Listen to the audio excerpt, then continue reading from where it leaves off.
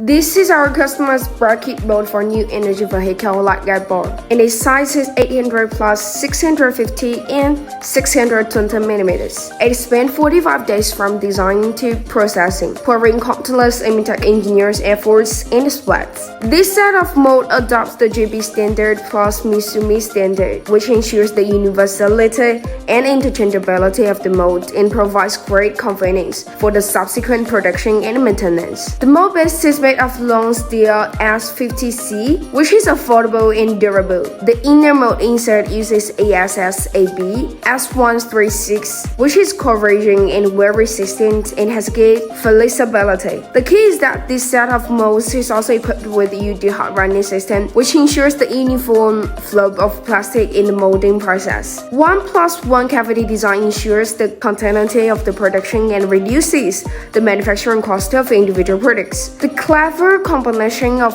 18 sliders provides a stable structure for inverted mold relays.